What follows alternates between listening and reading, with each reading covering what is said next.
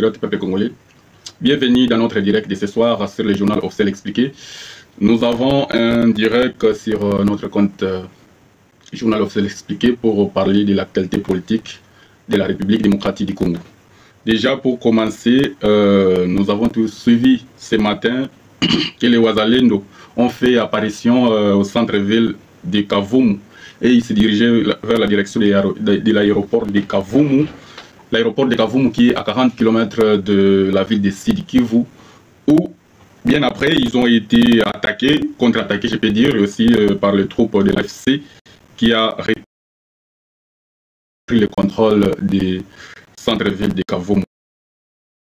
Nous l'avons appris. Donc, tapoter les lives pour les sécuriser aussi. Déjà, nous avons appris, toujours ce matin, que un autre front de groupe de Wazalendo s'est ouvert à Walungu dans les villages de Mulamba et Bihale. Selon certaines sources locales, des détonations d'armes lourdes et légères se sont fait entendre dans ces deux villages. Les affrontements qui opposent le groupe autodéfense de Wazalendo et les rebelles de l'Alliance Fleuve Congo M23. C'était ce dimanche, donc nous avons tous suivi toutes ces informations et que le groupe, les habitants étaient coincés, ils n'avaient pas droit de sortir de leur maison suite à ces différents affrontements qui ont lié aujourd'hui, tôt ce matin, dans beaucoup de coins dans la province de Sud Kivu. Des renforts, bien sûr, nous avons tous suivi après que ces affrontements aient lié parce que ce sont des Wazalendo qui ont lancé des attaques et que l'Alliance Fleuve Congo ont renforcé les effectifs, des renforts qui ont quitté les grandes villes qu'ils occupent pour renforcer les lignes de front. Et c'est ce qui a permis au M23 de récupérer encore les zones qui étaient passées sous contrôle des Wazalendo. Alors, tout ce soir, nous avons considéré cela comme un coup de théâtre. Est-ce que les Wazalendo ils se sont retirés ou ils ont été battus sur le terrain? Alors, chers compatriotes, c'est tout ça qui va faire partie de notre direct de ce soir. Et que, comme je l'ai dit, c'est confirmé que le groupe du M23 a encore récupéré Kavumu et quelques heures après l'arrivée des Wazalendo. Donc, selon certaines sources locales, les éléments du M23 venus en renfort dans les différents coins ont repris le contrôle du centre-ville de Kavumu et ses environs. Et des accrochages ont lié. Il y a certains éléments de groupe Wazalendo, comme on nous a informé par notre source locale, qu'il y a certains éléments qui ont été capturés, il y a d'autres aussi qui ont perdu la vie durant ces affrontements. Alors, nous avons suivi encore que hier, le ministre provincial, délégué en charge de la politique de la ville de Kinshasa, a fait une apparition dans les rues de Kinshasa où on peut le constater qu'il est dans une canalisation d'eau. Mais c'est Didier Ntengelito a donné le ton pour le tirage des carnivaux. Donc, nous allons parler essentiellement sur la qualité la plus pertinente qui se passe aujourd'hui dans notre pays, principalement les Wazalendo. Chers compatriotes, ce qu'il faut retenir, c'est que nous sommes en période de, on appelle ça la période de trêve, cessez les faits. Salut frère, j'étais suivi toute la journée, malheureusement j'étais à l'église donc je ne pouvais même pas te joindre, mais j'étais quand même là dans ton direct. Vraiment j'étais suivi en plein culte. Merci beaucoup pour votre présence. Donc les groupes Wazalendo, comme nous avons suivi, qui ont fait apparition dans les villes pour combattre. Alors, nos frères et sœurs, nous devons réfléchir en tant que citoyens, mais aussi en tant qu'intellectuels. Nous sommes en période de guerre et que cette période de guerre, c'est une période difficile pour tout le monde, pour toute la nation, pour les institutions, pour les citoyens, pour tous ceux qui se disent patriotes, pour ceux aussi qui n'aiment pas le Congo. Donc pour tout le monde, on ne peut pas dire ici qu'ils sont dans la joie, certains ne sont pas dans la joie. Non, tout le monde, ce qui se passe au Congo, ça touche à tout le monde. Parce que nous avons le souci de voir notre pays avancer. Mais malheureusement, nous avons des dirigeants qui ne veulent pas que ce pays avance. Je vais donner un conseil, un très grand conseil aux Wazalendo. J'ai entendu dire que vous êtes des patriotes. Très bien, félicitations. J'ai entendu dire que vous combattez pour défendre le Congo qui est occupé par les Rwandais. Très bien aussi, je vous soutiens. Le problème c'est quoi, chers compatriotes? Il faut que vous puissiez retenir que la guerre c'est un art. Et que cet art a des principes. Quand je regarde les Wazalendo et que je vois comment ils sont même habillés, rien que la façon dont ils sont habillés, rien que la façon dont les armes qu'ils tiennent à leurs mains, et en voyant de l'autre côté, en face d'une armée de M23, soutenu par le Rwanda bien sûr, qui est très bien équipé, et que je me dis, ce que les Ouazalendo font, c'est comme du théâtre. Les Ouazalendo doivent reprendre un peu le moral pour comprendre que la situation, elle est très délicate. Il ne faut pas qu'ils se sacrifient comme ça inutilement, là où ils ne doivent pas se sacrifier. C'est difficile de prouver ici que vous pouvez récupérer et gérer ces villes-là avec des petits armes d'assaut que vous avez là. Ça, c'est très compliqué. Vous n'avez pas un char de combat, vous n'avez pas de mitrailleuses, vous n'avez pas de lance-roquettes. En tout cas, je doute fort. Je doute fort. Parce qu'aujourd'hui, on peut vous permettre même d'entrer dans la ville de Bukavu. Mais je ne crois pas que vous serez capable de gérer Bukavu et combattre et conserver ce territoire. Ça, c'est très difficile. Il faut que vous puissiez quand même faire des choses de manière coordonnée. Ordonnée d'abord et coordonnée. Si vous faites des choses de manière... c'est comme si un sentiment individuel d'aller juste mourir au front. En tout cas là, faites ce que vous voulez. Parce qu'à ce moment, si nous sommes dans une période de cessez-le-feu. Période de cessez-le-feu, c'est une période où ça entre dans l'art de la... Si vous êtes un cessez-le-feu qui est recommandé d'ailleurs par la communauté internationale pour favoriser les pourparlers. C'est-à-dire qu'il y a des contacts qui sont établis à Doha au Qatar, ici à Luanda, chez Joao Lorenzo, où on estime que pour mettre fin à cette crise, les dirigeants, les belligérants, les parties prenantes peuvent s'asseoir autour d'une table et parler. Quand ils vont se parler, c'est là où ils vont trouver des solutions qui vont permettre à ce que l'insécurité puisse finir dans notre pays et que les affrontements puissent s'arrêter définitivement. Qu'on n'ait plus de rebelles du 1-23, mais plutôt qu'on ait une armée gouvernementale qui va sécuriser toutes ces zones-là.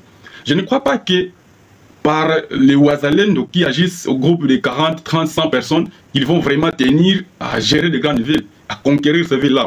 Moi, je n'ai vraiment pas cette conviction. Il faut que les Ouazalendo se ressaisissent. Il y a beaucoup de soupçons qui pèsent sur les Ouazalendo, beaucoup aussi de citoyens ne savent pas ça. Ils croient que les Ouazalendo sont patriotes, c'est ça que nous croyons tous. Mais vraisemblablement, après avoir mené quelques investigations, je me dis que, et si les accusations de Paul Kagame étaient vraies, celles de dire que les Ouazalendo sont des FDLR, et si ces accusations-là étaient vraies, qu'est-ce qu'on va dire? Parce que moi déjà j'ai du mal à comprendre comment nous avons une armée qui est soutenue par l'État, où il y a des agents qui sont payés par l'État. Cette armée-là doit être équipée par l'État congolais, et que cette armée ne joue plus son rôle. Le rôle de l'armée, c'est défendre la patrie. C'est le seul organisme, la seule institution, le seul service de l'État qui ne peut pas être assisté par des citoyens. Moi, je n'ai pas les capacités d'aller aider une armée. C'est l'armée qui doit venir m'aider moi quand moi je suis en difficulté. C'est ça. Et ce n'est pas vice-versa. Par quel moyen je vais aider une institution, un service qui a des chars de combat, un service qui a des armes, un service qui a tout ce qu'il faut. En tout cas, c'est ça dans la vision globale de l'État lorsqu'on est face à une armée. Donc, c'est un service qui est doté des moyens.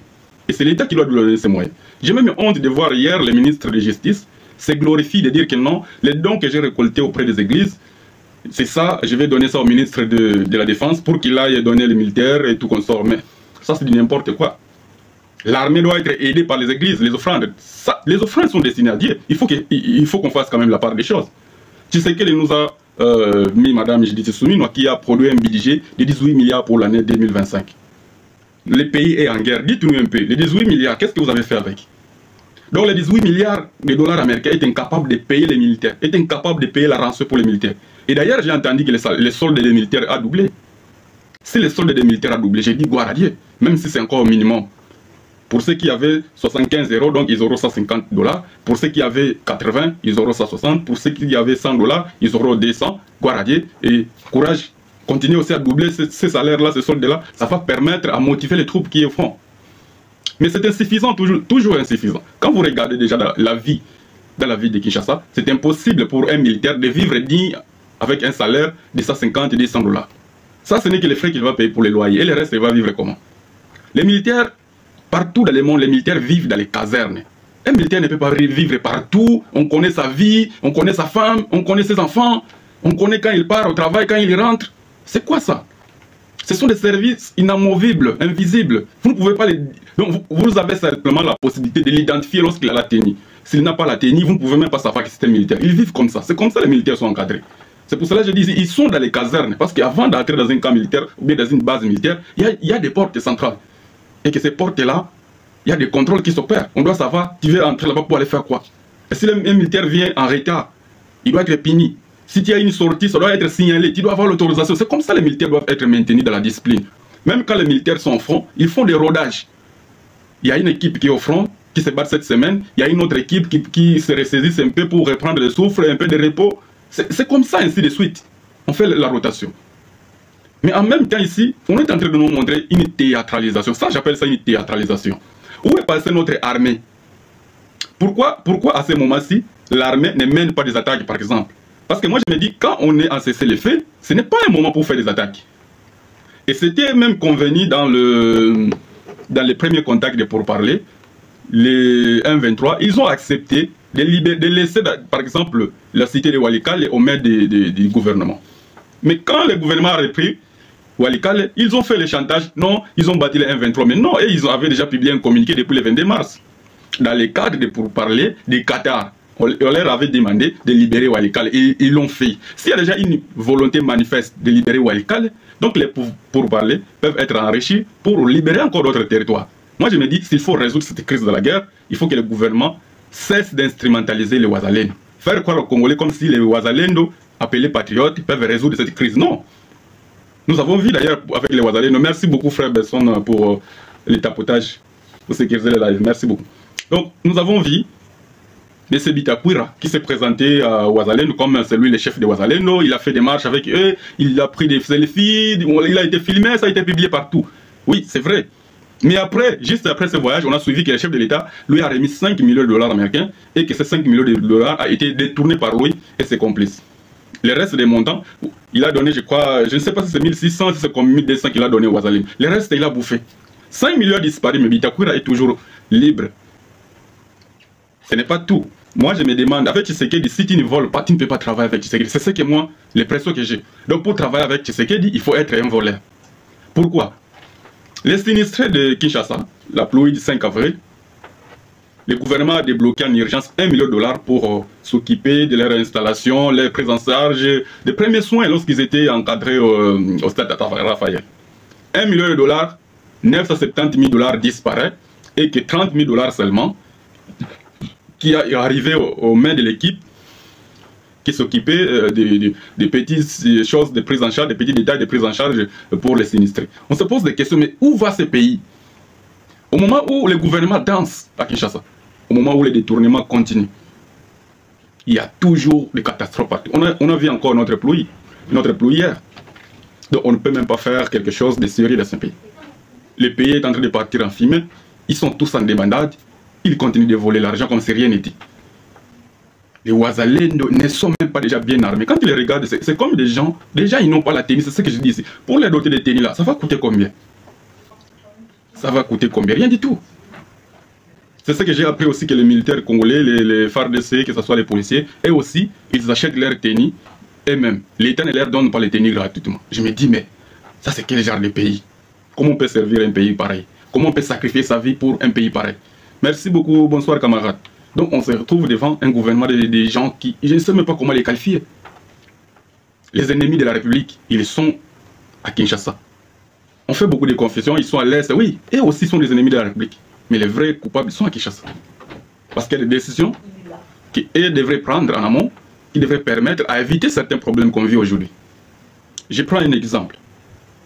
Parce que beaucoup de gens disent que non, cette situation, c'est Kabila qui a laissé ça, il lui a laissé beaucoup de problèmes, voilà, il a signé beaucoup de contrats, et n'importe quoi. Je suis d'accord, chacun est responsable à ce qui les concerne. À l'époque de Kabila, en tant que président, nous avons tous condamné Kabila président. Nous n'avons pas condamné un opposant. Nous avons condamné celui qui a les responsabilités de signer des accords, la responsabilité d'engager l'État, la responsabilité de représenter notre pays.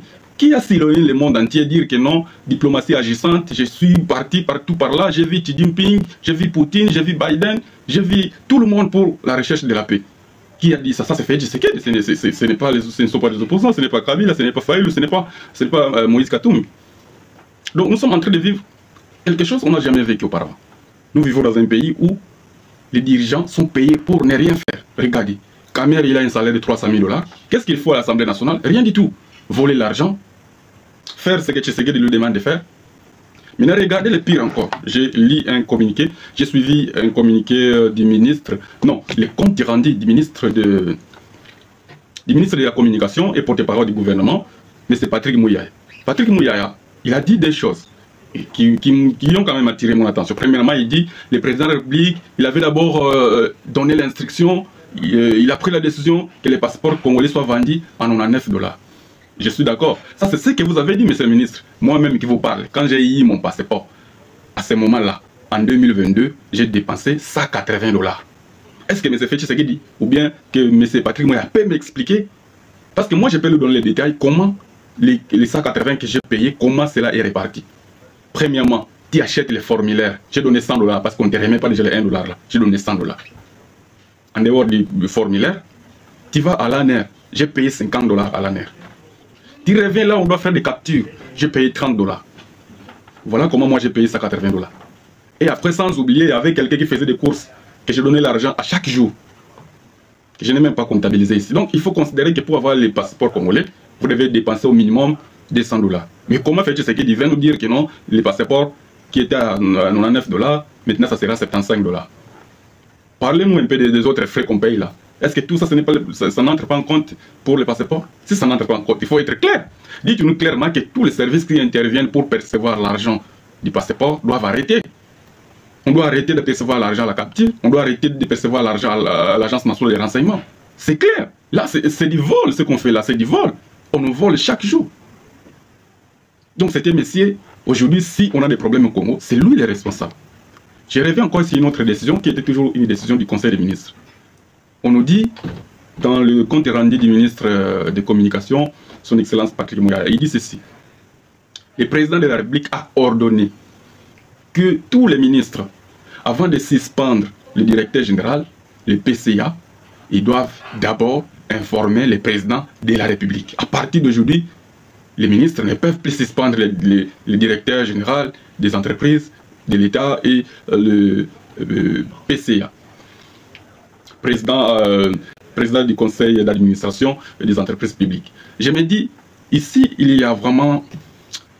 je ne sais pas comment je peux appeler ça. Non. Il y a violation intentionnelle de la Constitution et des lois de la République. Nous allons lire l'article 73, comme on dit dans les français belges, article 93, pour comprendre que le président de la République il est en train de violer la Constitution.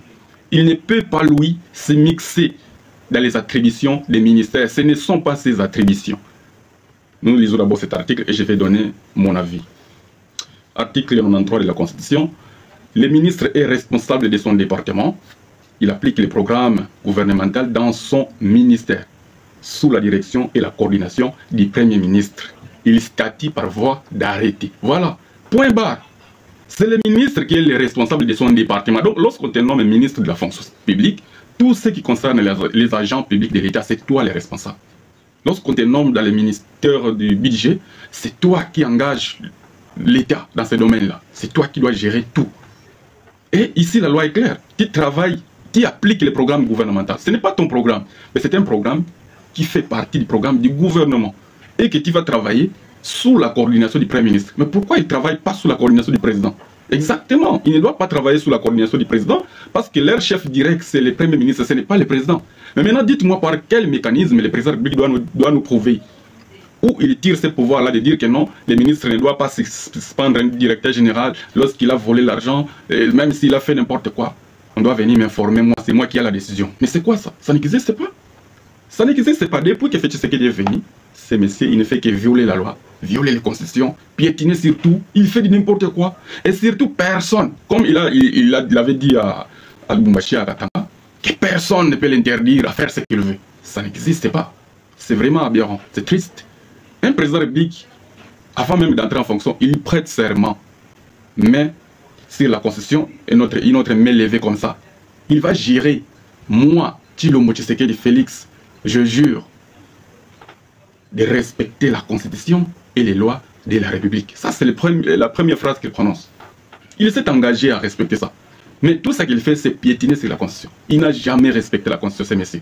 Jamais, au grand jamais. Depuis qu'il est là, tout ce qu'il fait, c'est piétiner sur les lois de la République, piétiner sur la Constitution, saboter tout. Peut-être ce qu'il est en train de créer ce qu'on appelle des jurisprudences qui vont nuire encore beaucoup plus à la République, même s'il n'est plus président. Et regardez qu'est-ce qu'il fait. Déjà, nous savons que pour avoir une majorité au Parlement, il faut que vous puissiez les gagner aux élections. Mais nous avons vu l'unique président depuis que le Congo existe. D'ailleurs, même depuis que le monde existe, on n'a jamais vu une majorité qui était du FCC et qui change dans la même législature, ça devient une majorité de Tshisekedi, ça devient l'union sacrée. Ça n'a jamais existé dans l'histoire de la démocratie. Chers compatriotes, vous devez savoir une chose. La démocratie, ce n'est pas une invention congolaise. Ce n'est pas nous qui avons inventé ça. Et que dans le domaine de la science, il y a ce qu'on appelle l'universalité. C'est-à-dire que tout ce qui se passe aux États-Unis dans le domaine de la science, ça peut inspirer les Européens, ça peut inspirer les Asiatiques. Ça, c'est la science. Ce n'est pas nous qui avons inventé ça, mais nous faisons partie du monde visible. C'est pour cela, dans cette globalisation, dans cette mondialisation, toutes les idées innovantes, toutes les idées qui peuvent aider à construire la nation, ça va nous intéresser. On ne peut pas dire que non, on est taliban, et ce sont des Américains, et ce sont des Européens. Non, ça c'est le domaine de la science. Dans ce domaine-là, un sujet qui est scientifique doit être défendu et peut inspirer aussi d'autres scientifiques du monde entier. Il n'y a pas de barrière. Comment on a, pour avoir, comme je l'ai dit ici, c'est la loi qui le dit d'ailleurs, pour avoir une majorité au Parlement, il faut gagner des élections. Ce n'était pas une année élective. Félix Tshisekedi change la majorité, et cette majorité-là, ça devient sa propre majorité à lui. Il a fait des élections où pour créer l'union sacrée. Il a créé ça en pleine législature, ça n'a jamais existé. C'est-à-dire que lui, il a créé, comme je l'ai dit ici, une jurisprudence qui va permettre à voler les députés qui ont été élus sous un autre regroupement politique, en pleine législature. Ça, c'est un. Il y a beaucoup de choses. Des erreurs qu'il a pu faire, qui ont ramené le pays jusqu'à ce niveau. En 2019, Félix Tshisekedi ramène notre pays dans le EAC. C'était le 8 avril 2020. Mais la décision de demander l'adhésion était prise déjà en 2019 quand il arrive au pouvoir. C'était toujours en 2019. Il appelle les M23 qu'ils viennent à Kinshasa pour parler avec lui de toutes les histoires de trahison que nous connaissons aujourd'hui. Ils ont fait 14 mois. Ils ont été nourris et logés par l'argent de l'État congolais. L'argent des citoyens congolais qui sont en train de mourir de faim à Kanyabalonga. Ils sont en train de mourir de faim à Rutshuru, à Masisi, à Inongo, partout. Les Congolais souffrent. Mais Félix Tshisekedi prend l'argent du Congo, il va nourrir les Rwandais. Comme sa femme a donné les enfants rwandais beaucoup de dons, comme sa femme est en train de voler lui-même aussi, il vole. Il ne pense même pas aux Congolais. Il ne pense même pas à toutes les promesses qu'il a distribuées pendant la campagne électorale. Pendant la première campagne, il a distribué, il n'a rien réalisé. Deuxième campagne, il a encore distribué d'autres promesses, zéro réalisation jusqu'à aujourd'hui. Mais regarde, nous sommes toujours en 2019. Je vais terminer le cycle 2019 et j'entre dans ces décisions 2020. Toujours en 2019, il appelle Kagame au stade des martyrs. Kagame vient. IDPS chante pour Kagame. Yonani, Obuya Kagame. Yonani. C'était en 2019. Retenez bien, chers compatriotes, parce que les gens prennent Félix Tshisekedi comme un saint. Il n'a rien fait. Il n'a rien fait. C'est Kabila qui lui attaque. C'est les ennemis du pays. C'est les Rwandais. Suivez-moi très bien. 2019, lui-même, il fait venir Kagame. Kagame a piétiné les stades. Il l'a embrassé. Nous avons les vidéos. Il l'a embrassé comme ça, comme son frère. Il l'a ramené au palais de la nation. Quand Kagame entre, Félix Tshisekedi le voit comme ça, il lui appelle mon frère. Et Kagame le voit, il ne répond pas à son frère, il sourit. Mais lui ne savait pas qu'il était en face de quelqu'un qui a une expérience. Il est déjà formé comme un militaire. Il aime son pays. Quoi qu'on le fasse, quoi qu'on le voit comme un démon, mais Kagame aime son pays. Parce que tout ce qu'il fait, même les accords qu'il a signés avec Félix Tshisekedi, il a fait, comment on appelle ça, il a quand même informé son Parlement. Et que le Parlement lui a autorisé de signer ces accords-là. Ce qui n'est pas le cas avec Félix Tshisekedi. La même année 2019, il reçoit encore Paul Kagame à Goma. Là où même Kagame a tué nos frères. Là où il a fait beaucoup de crimes. Félix Tshisekedi les ramène encore là-bas à Goma. Ils vont signer d'autres accords économiques à Goma. Plusieurs accords d'ailleurs.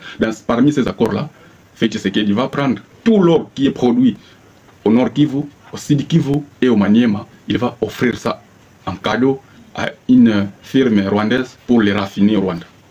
Et quand cet or est raffiné au Rwanda, c'est exporté vers le Qatar. Voilà pourquoi on a vu le Qatar se mixer dans ces histoires de guerre. Ce n'est pas pour nous aider. Parce que le Qatar a des intérêts. Si les relations diplomatiques ne marchent pas et que ces relations économiques ne marchent plus, le Qatar n'aura plus cet or-là. C'est pour ça que le Qatar intervient. Vous croyez sinon le Qatar veut nous aider? Non, Félix Tshisekedi fait la diplomatie agissante. Non, c'est faux. C'est faux. Et cet argent qui part au Qatar comme ça, après, ça disparaît. Ça entre dans les comptes fictifs que Félix Tshisekedi a créés au Qatar. Donc ici, nous sommes devant un voleur. Quelqu'un qui est venu pour s'enrichir personnellement. Voler l'argent de l'État, s'enrichir personnellement et faire des bêtises. Tout ce qu'il fait, ce sont des bêtises. Ce sont des bêtises. Il n'aime pas son pays. Regardez, juste avec les Qatar, Kagame est dans les mêmes contrats, Kagame va demander qu'on lui ramène une société d'aviation. Les Rwanda Air que vous voyez, les avions sont venus du Qatar. Ça, c'est une information que je vous donne. Les Rwanda Air, là, les avions sont venus du Qatar. Mais nous, avec les Qatar, avec tout l'or qu'on a donné au Rwanda et les Qatar, on bénéficie rien du tout, zéro. Pour construire une usine de raffinage d'or, ça ne demande que 5 millions de dollars. Je vous dis 5 millions.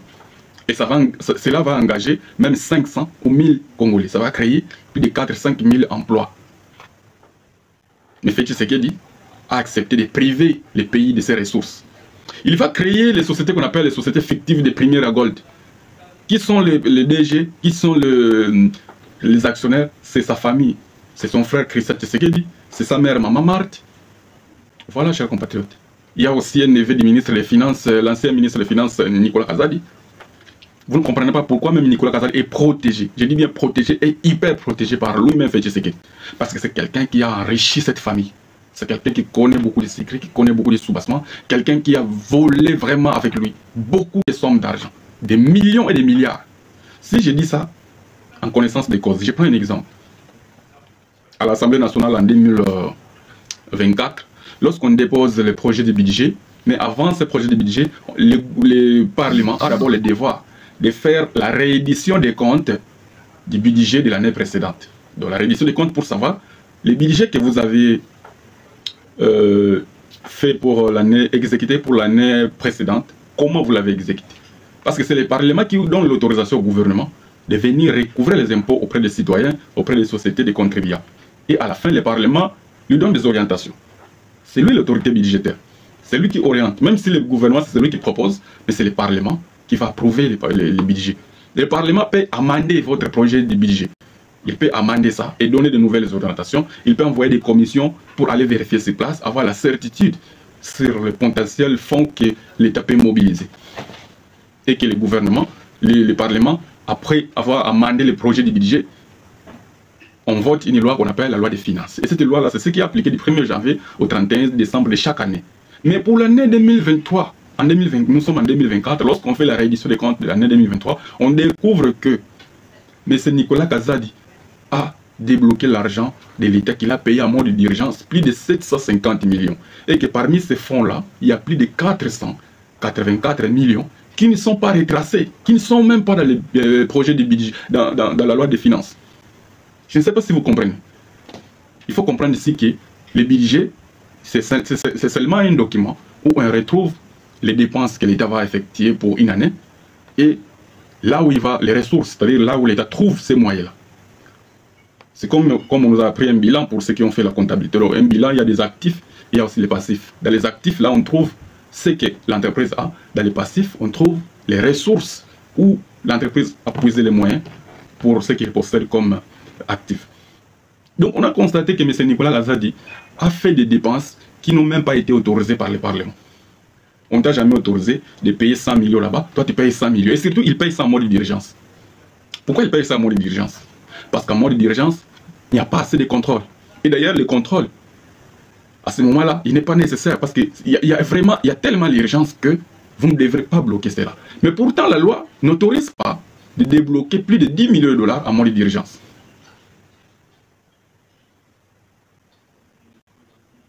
Donc, M. Félix Tshisekedi, c'est le plus grand voleur de tous les temps, avec son petit là, Nicolas Kazadi. Des grands voleurs. Donc, quand je vois ces gens-là sont libres, sont en liberté, et que je vois des petits qui ont volé des téléphones être en prison, je saigne au fond de moi. C'est impossible.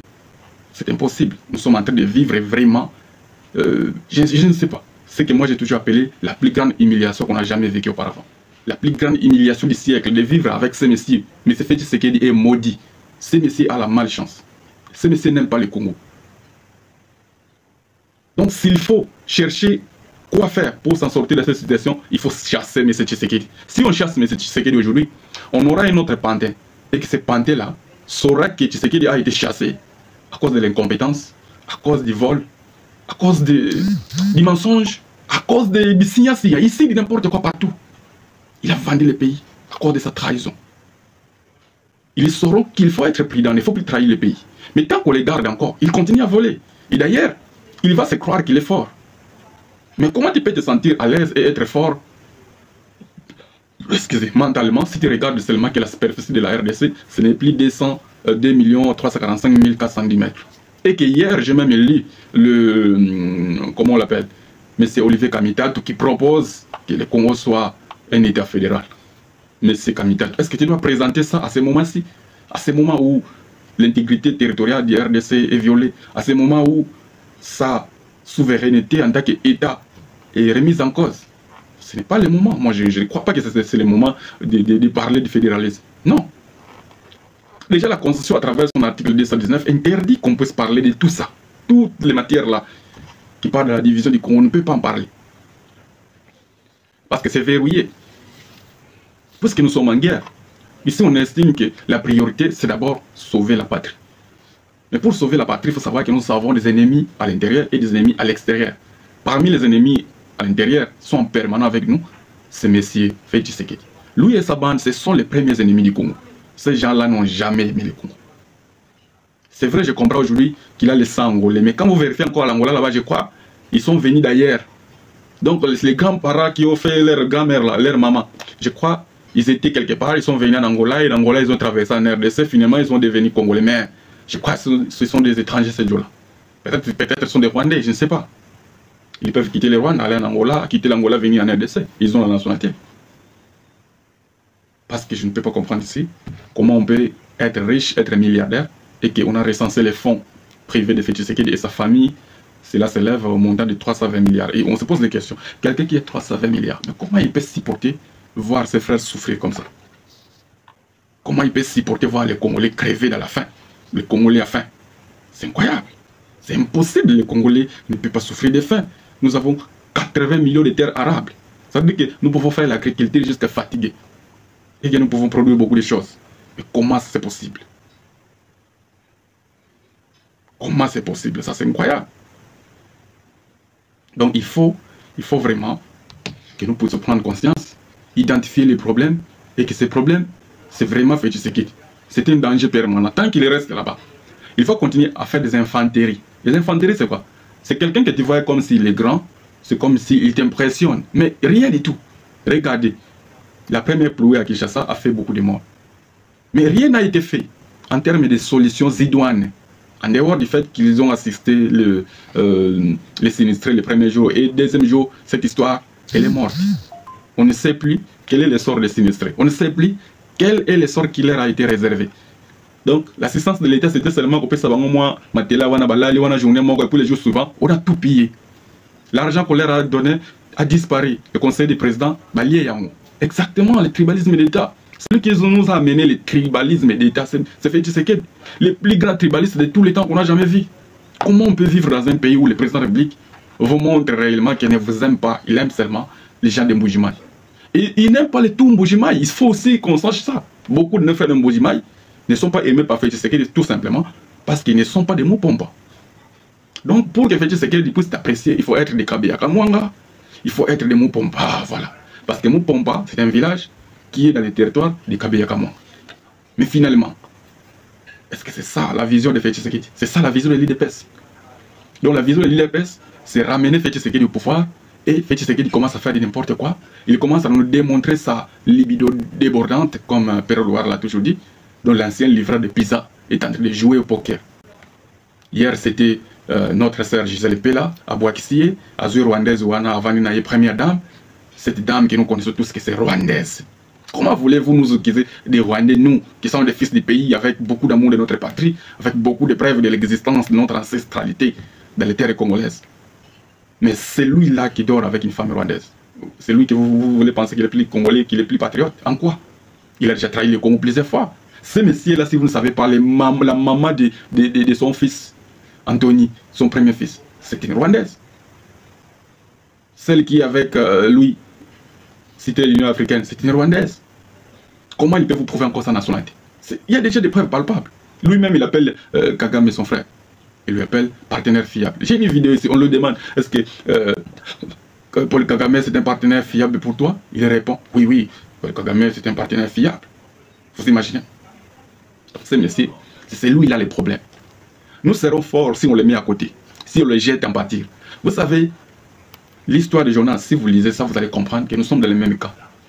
Et que ces gens qui étaient dans le bateau, ils ont identifié notre problème au début, mais ils ont vu que l'agitation du bateau, le mouvement, la tempête continue. Mais après un moment, ils ont encore poussé les regards. Mais comment ça fait-il que nous, on a peur des tempêtes, on a peur de mourir, mais c'est le ciel là, il dort. Non, on doit quand même les réveiller, on l'a réveillé, mais comment tu es indifférent face aux souffrances des autres? Nous, on a peur de mourir, il y a une tempête, on va mourir, mais toi tu dors. Et le Messie se dénonce lui-même, il dit, jetez moi dans l'eau parce que c'est moi le problème. Et ces gens-là, ils n'ont pas hésité. Ils ont dit, notre Dieu ne compte pas sur nous les sangs de ces messieurs. Il faut qu'on les jette pour que la tempête se calme. Ils l'ont jeté et la tempête s'est calmée. Mais dites-nous que jeter un messie dans l'océan, ce n'est pas un péché. C'est ça que vous nous avez appris que c'est un péché. Pourquoi cela a résolu un problème?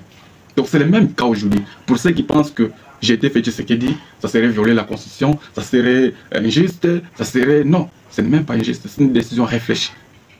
D'ailleurs, ça va arranger tout le monde, y compris lui, sa famille politique, tout le monde va être arrangé. Parce que tout le monde de l'Union sacrée comprend que Félix Tshisekedi est un bourrique. Tout le monde comprend que Félix Tshisekedi n'a pas de capacité de diriger le pays, n'a pas de capacité de gérer l'étendue de 2 345 410 mètres. Il n'a pas de capacité. Donc il est dans une incapacité avérée. Il est dans une incompétence notoire. Comment on peut lui laisser un bien aussi précieux comme le Congo? Le Congo, c'est comme une femme qui est très très belle, qui est aussi riche. Mais comment on va l'abandonner au mains d'un homme qui est gigolo? Déjà, cet homme-là nous a dit qu'il n'a jamais travaillé dans sa vie. À part livrer quelques pizzas et puis on l'a chassé. Pizarro Godio. Il a chassé Félix Tshisekedi. Pourquoi il a chassé? Il faisait des livraisons en retard. Et puis l'argent qu'on lui payait pour les livraisons, ça disparaît sans justification valable. Le propriétaire du pizza a fait une interview. Allez consulter. Il est très clair que Félix Tshisekedi, c'est de la même façon qu'il gère le pays. L'argent du pays disparaît. Il n'a pas des explications. Pourquoi il n'a pas des explications? C'est parce que c'est lui qui les vole. C'est lui qui est l'auteur de ces vols-là. C'est pour ça qu'il n'a pas d'explication. C'est pareil, il a géré la pizzeria. C'est comme ça qu'il est en train de gérer le Congo. Déjà, il ne gère même pas le Congo. Ce sont ses conseillers qui gèrent le Congo et les ministres qui volent beaucoup plus d'argent, plus que lui. Parce que lui, il donne l'ordre, non, ramenez-moi 1 milliard. Mais ces gens-là, ils vont voler 3, 4, 5 milliards. Ils sont toujours ensemble, collés avec des voleurs. Est-ce qu'avant qu'ils viennent au pouvoir, ils ne savaient pas que ces gens-là sont les voleurs? Les gens comme les Bahati, les gens comme des Kamir. J'ai dit Soumino, une femme qui a trahi toutes les femmes aujourd'hui. Maman, tu peux démissionner pour sauver ta dignité. Parce que Félix Tshisekedi est en train de préparer un autre gouvernement illégal. Soit-disant gouvernement d'Union nationale. Mais il va travailler à Union nationale avec qui? On n'a jamais vu des opposants. Vous avez convoqué tout le monde, mais les vrais opposants ne sont pas venus. Maintenant, dites-nous, quel gouvernement que vous allez créer? Vous allez créer Union sacrée. Ça, ça ne serait pas un gouvernement d'Union nationale. C'est une honte d'ailleurs. Pour la première fois, on a une femme à la tête de la primature et nous fait de la honte. Je ne dis pas forcément que cette honte ça se caractérisait du fait qu'il est incompétent, non. Du fait qu'il travaille avec un incompétent, du fait qu'il travaille avec un voleur, du fait qu'il travaille avec un bourrique, quelqu'un qui ne connaît absolument rien. Quelqu'un qui se réveille le matin pour il vous prive de vos responsabilités. Vous, Madame la Première ministre, vous devez vous insurger. C'est votre gestion. Les ministres, ils sont sous votre coordination, pas sous la coordination du président de la République. Le président de la République, selon l'esprit de l'article 93 de la Constitution, il n'a aucune possibilité de se mixer. Il n'a aucun pouvoir d'aller se mixer dans les départements des ministres, de peser sur les décisions que le ministre doit prendre pour gérer son département, son secteur. C'est lui qui est le responsable. Parce que lorsqu'il y a un problème, c'est le ministre qui est interpellé, qui est redevable, qui est interpellé devant le Parlement. Le président ne va pas l'interpeller, parce qu'il n'est pas redevable. Maintenant, il va commencer à prendre des décisions. Non, tel DG ne doit pas être suspendu. Tel DG, on va les suspendre. Voilà la constitution de Moupompa, qui fait Tshisekedi voulait changer. C'est pour cela qu'il voulait changer ça. Pour faire tout lui-même. Si tu peux faire tout toi-même, pourquoi tu as besoin d'un gouvernement d'union nationale? Question mark. Il n'y aura pas de réponse. Tout simplement, Félix Tshisekedi ne veut pas mourir seul. Il veut mourir avec beaucoup de personnes. Il veut emporter, maximiser un grand nombre de gens qu'il va ramener avec lui. Et ces gens, il estime que non, je dois vraiment appeler tout le monde et puis on va mourir ensemble. Vous comprenez? Restez à Kinshasa, attendez Nanga pour se venir vous tirer. Et le peuple va vous chasser, tout le monde. Le peuple va vous chasser. Et le peuple va récupérer le pays. Et que le Congo sera bâti par des vrais révolutionnaires. Parce que nous n'avons pas besoin de voir encore de traîtres au pouvoir. Nous avons vu toutes les alliances que le pays a fait avec ses voisins. Ça n'a jamais marché. On n'a plus confiance à quelqu'un aujourd'hui. On ne sait pas à qui faire confiance. Mais réellement, le Congo ne peut pas faire confiance à personne pour faire sa politique, pour faire sa construction. Les Congolais doivent compter que sur eux-mêmes. Si vous comptez sur d'autres personnes, nous serons toujours trahis. Parce qu'on nous dit que les mêmes causes produisent les mêmes effets. Si Mosé l'a fait en 77 et que les effets, nous les connaissons, et si Nanga l'a fait en 2025, les effets, on ne sait pas. On suppose qu'on a déjà mis jurisprudence. Comment cela a fini avec Mosé, donc on prétend que ça ne marchera pas. Mais maintenant avec Félix Tshisekedi, c'est lui qui devrait, normalement, même par la tricherie, qui a eu la possibilité de diriger ce pays. Lui, il ne fait rien. Il croise les bras. Et puis, il est indifférent comme Jonas. Le pays brille, le pays part au mains des rebelles, ça ne lui inquiète pas. Lui, il est très à l'aise comme ça. Alors, quand il est très à l'aise comme ça, le peuple doit identifier que c'est lui le danger. Parce qu'un président de la République, il doit se soucier de son peuple, de son territoire, il doit se soucier de l'autorité de l'État. Il doit se soucier de voir que c'est maintenant les Ouazalènes sur qui on doit compter pour aller récupérer les territoires. Mais non, ça c'est incroyable. Comment on peut faire confiance aux Ouazalènes? Chers compatriotes, disons-nous un peu la vérité. Ces gens-là ne sont pas payés par le gouvernement congolais. Et toutes les zones, les Ouazalènes de contrôle, ils font la loi. Et aussi, ils volent les richesses. Maintenant, ils volent ça au nom de qui? Dites-moi. Est-ce que le peuple les a envoyés pour aller voler? Nous avons vu que l'argent qui fait Tshisekedi les a envoyés, Bitakwira a bouffé ça. Il n'a jamais été inquiété. C'est ça, travailler avec Tshisekedi. Il n'a jamais arrêté de voler. Jamais. Il n'arrêtera jamais de voler d'ailleurs. Pourquoi? Parce que c'est lui-même le voleur. Ça, je l'ai toujours dit. Le voleur, c'est fait Tshisekedi. Raison pour laquelle on ne peut même pas se tracasser, aller gauche-droite. Le voleur, c'est fait Tshisekedi. C'est lui qui vole l'argent du trésor public. À chaque fois, depuis qu'il est arrivé au pouvoir, il nous a ramené toujours des budgets de 16 milliards, 17, 18, donc des gros budgets. Et puis on croit que les choses vont s'améliorer comme ça, à venir mentir le peuple. Comment un pays peut avoir un budget de 8 milliards, mais il ne peut pas approvisionner ses militaires en rations, en armement, en équipement, en formation, en construisant des casernes? Pour construire des casernes militaires, ça va coûter combien à l'État? Les camps Kokolola que je vois, quand je regarde les camps Kokolola, on doit tout détruire les camps Kokolola. Construire vraiment des grands buildings. C'est possible. Les camps Kokolola, vous voyez, logistique. C'est les camps, les centres opérationnels où il y a la logistique. Mais on doit construire ça quand même. Comment on peut voir comme ça les militaires vivre comme des animaux? Et vous voulez que ces gens-là soient performants sur le terrain? Non. Ouazalène, si vous m'écoutez, comprenez-moi très bien, n'allez pas mourir pour la famille Tshisekedi. Quand vous mourrez comme ça, vous allez droit en enfer. Vous allez droit en enfer quand vous allez comme ça. Il faut qu'on se lève, le peuple congolais doit braver la peur. Tant que vous restez dans la peur, la souffrance va continuer à s'accroître. Regardez, on est en 2024. Si on a chassé Tshisekedi en 2024, en 2025, on aura une situation différente. Ce monsieur qui vous a dit qu'il va ramener 60 avions, vous n'aurez rien. S'il doit vous ramener 60 avions, nous sommes au mois d'avril. On devrait déjà voir au minimum, je dis bien au minimum 4 avions. Parce que chaque mois, un avion. Mais quand on dit 60 divisé par 12, normalement on devrait avoir 5 avions par mois. 5 en janvier, 5 en février, 5 en mars, 5 en avril. Donc à ce moment-ci, on devrait avoir 20 avions. 0 avion jusque-là. L'unique et la seule société d'aviation que le Congo avait, elle est morte. On a créé encore une autre escroquerie nationale. Je ne sais pas comment le Congo RC c'est quoi. Je ne sais pas s'ils ont loué des avions, s'ils ont fait quoi. Je ne comprends pas. On ne comprend plus. On ne comprend plus rien. Chers compatriotes, pourquoi les Congolais doivent accepter de se maintenir dans la souffrance? Pourquoi les Congolais doivent accepter de vivre dans des conditions inacceptables? Même quand vous allez dans les pays où on considérait qu'il y a la souffrance, les Zimbabwe, Haïti, ce n'est pas comme ça. Si ces pays-là, ils ont la souffrance parce qu'ils n'ont pas de richesses. Mais nous, on n'a pas la souffrance parce qu'on manque de richesses. Non, c'est parce qu'on a de mauvais dirigeants. C'est ça le vrai problème chez nous. Nous, les richesses, ils sont là. Mais ce sont les dirigeants qui prennent tout l'argent des richesses. Qu'est-ce qu'elle fait? C'est ce qu'il fait de l'argent de cobalt, l'argent de cuivre, l'argent de nickel, de manganèse, de coltan, de lithium. Qu'est-ce qu'il fait avec tout cet argent? L'argent du pétrole à moine, qu'est-ce qu'il fait avec cet argent? 2023, il a dit au peuple moindé, les Mwanda tracés, là d'où je viens moi, ma ville natale, là où je suis né. Il leur dit, les mois prochains, le courant va rentrer ici. Je donne seulement un mois, le 20 du mois prochain. Ça fait maintenant 2 ans. Moi, on n'en a toujours pas de courant. Est-ce que ce messieurs-là, il peut avoir encore une autre parole crédible que les Mwanda tracés peuvent croire? Non, il n'y aura jamais, plus jamais. Et si vous êtes intelligent, mes frères, je reviendrai. Mais je vous dirai une chose. Vous devez faire l'effort de bannir d'abord tout ce qui est famille Tshisekedi. Partout, il y a un nom de la famille Tshisekedi. Bannissez-moi ça. Ça, c'est un. Deuxièmement, bannir encore tout ce qui est l'IDPS. Non, l'IDPS, ceci, cela, il faut bannir ça. Si vous rencontrez encore d'autres situations, quoi qu'il arrive, liées à M. Tshisekedi, tout ça, il faut mettre ça à l'écart. C'est très important parce que ces gens-là, c'est eux qui ont trahi notre pays. Je vois comme si le direct va s'arrêter parce que le live a été signalé. Le live a été signalé, donc il va s'arrêter dans quelques minutes. Merci beaucoup pour tout le monde qui a été ensemble avec moi dans ce direct. Nous continuerons à revenir vers vous pour vous donner beaucoup plus d'astuces.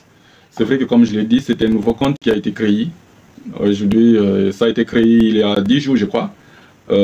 C'était opérationnel depuis le 30 mars et qu'aujourd'hui nous sommes le 13. Donc le 13, ça fait, je peux dire que 15 jours que depuis ce compte existe. Avec 15 jours, on a déjà, je crois, 3200 abonnés. Pas mal, c'est déjà beaucoup. On estime déjà que les choses vont évoluer beaucoup plus dans les jours à venir et que nous allons organiser toujours des directs pour parler de la situation politique de notre pays. Parce que moi, je suis passionné qui parle de la politique. Le thème général unique de toutes mes émissions, c'est la conscience nationale. Il faut que les Congolais reprennent sa conscience. Il n'y a que des Congolais conscients qui peuvent se lever et dire non à Félix Tshisekedi. Il n'y a que des Congolais conscients qui peuvent se lever et refuser la souffrance pour toujours. Pas seulement avec Tshisekedi, mais avec tout le monde. Mais ça commence d'abord par lui. Si on les chasse, on va donner un grand signal à ceux qui vont venir après. Et ensemble, nous allons vaincre nos ennemis. Parce qu'aujourd'hui, nous ne pouvons pas nous mettre ensemble avec M. Félix Tshisekedi pour défendre la patrie. Voilà pourquoi nous sommes éparpillés. Chacun fait son combat dans son coin, dans ses manières. Or, si on avait un président qui ne nous a pas trahis, qui aime le Congo, on allait les soutenir, on allait se mettre derrière lui, on allait défendre la patrie. Pour l'instant, moi, selon moi, défendre la patrie, c'est comme si défendre le régime de Tshisekedi. Donc si ce monsieur quitte automatiquement, je peux défendre la patrie. Mais tant qu'il est là, je ne peux pas le défendre, sinon je risque de défendre son régime. Or, son régime, c'est celui-là qui est même responsable de ce chaos. Il s'est approprié de toutes les richesses du pays, il s'est approprié de toutes les entreprises, tout ce qui est précieux pour le pays. Même le plus pertinent des services qui peut aider le peuple à survivre, ils ont tout pris. Maintenant, le peuple va vivre comment? Alors, le peuple congolais, il faut que vous puissiez réagir. Vous êtes étouffé dans votre propre pays et vous vous laissez abattre jusqu'à ce niveau? Non. Celui qui vous vole doit être chassé. Si vous le chassez par la rue, donc vous ne violez même pas la Constitution. Vous appliquez tout simplement le dispositif de l'article 64 à son alinéa 1. Il dispose que tout Congolais doit mettre hors état de nuire un Congolais ou un groupe de Congolais qui prend le pouvoir ou qui l'exerce en violation de la Constitution. Donc Félix Tshisekedi a déjà prouvé à la face du monde, a déjà prouvé partout qu'il viole la Constitution. Il a déjà jeté la Constitution en disant que c'est une Constitution des étrangers. Il a déjà défié le peuple en disant que personne ne peut lui interdire de faire ce qu'il veut.